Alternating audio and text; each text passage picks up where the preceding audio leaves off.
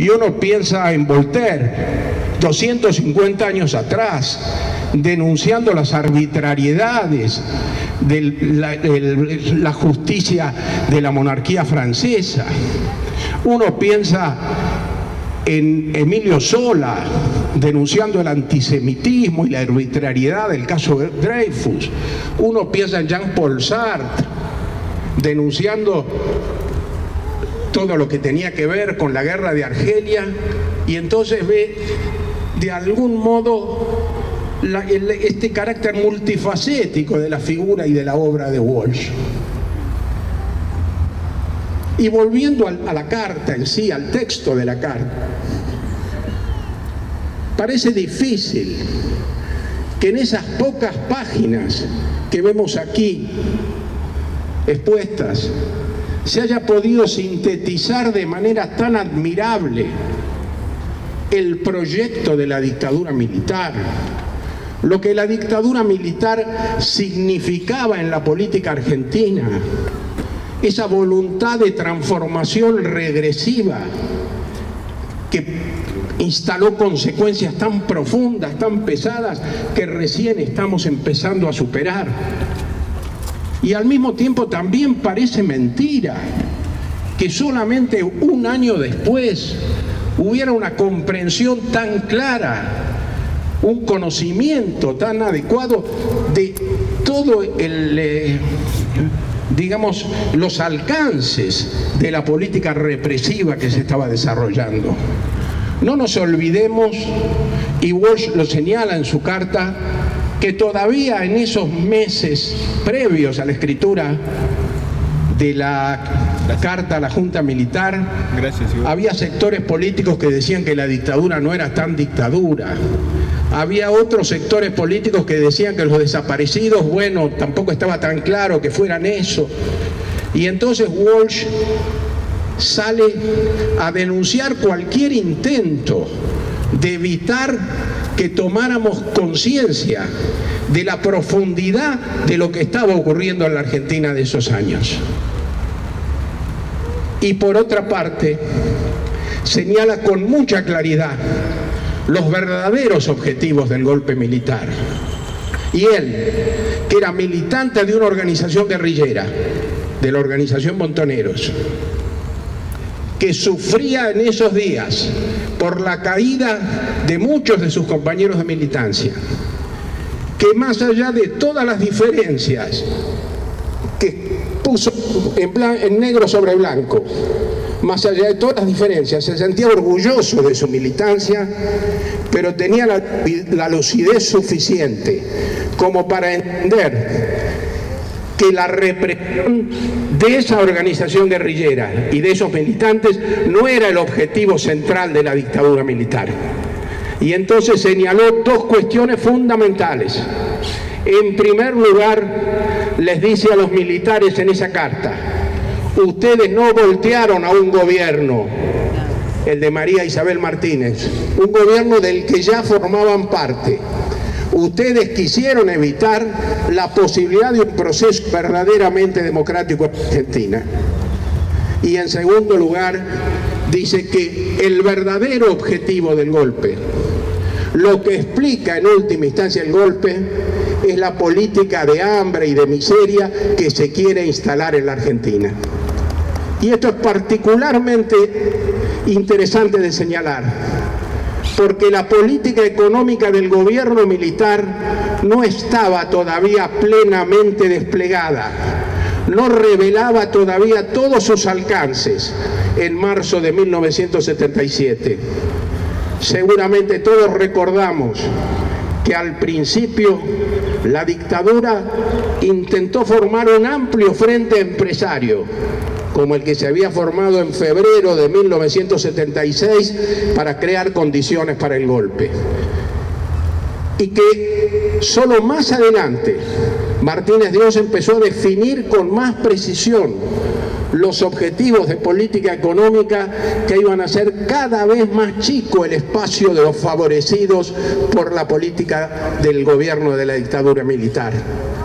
Pero un año después, ya Rodolfo puede advertir qué es lo esencial de esa política. Y advierte que hay una revancha feroz que se descarga sobre los trabajadores.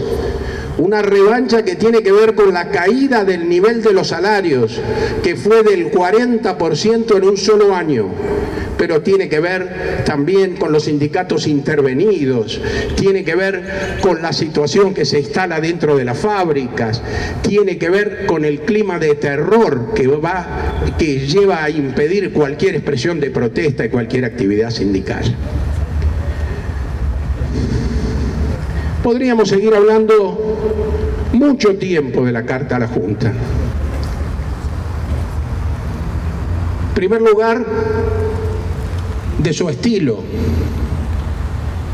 Rodolfo Walsh, en una entrevista que seguramente ustedes conocerán, que le hace Ricardo Piglia en los años 70 y que después va a ser reproducida en muchas oportunidades, él se refiere a cuál es el lenguaje adecuado para tratar determinados temas.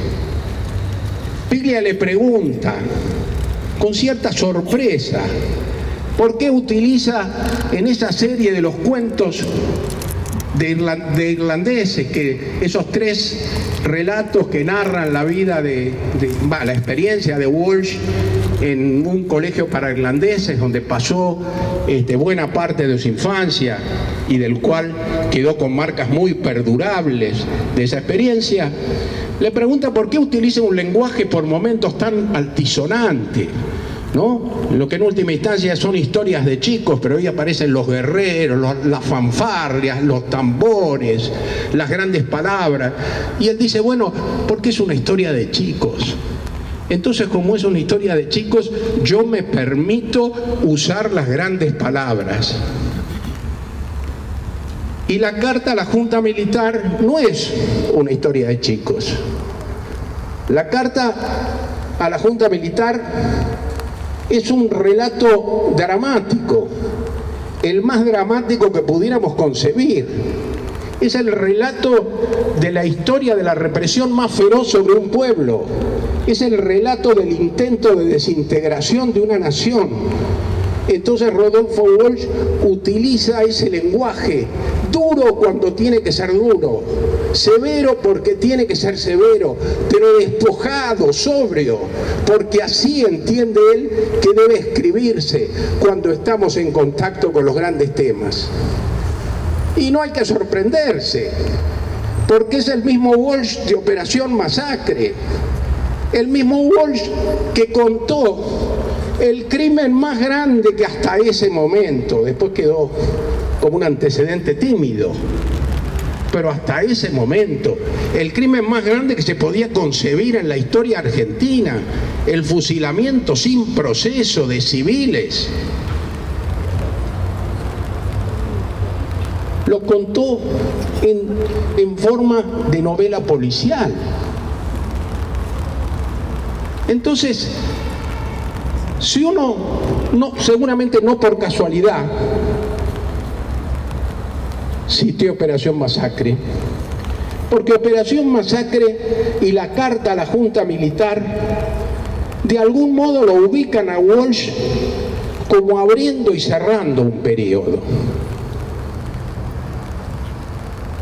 Ustedes saben, Operación Masacre terminó siendo la saga de la resistencia peronista, a pesar que fue escrita la obra, por lo menos la primera edición de la obra, el autor estaba lejos de considerarse peronista.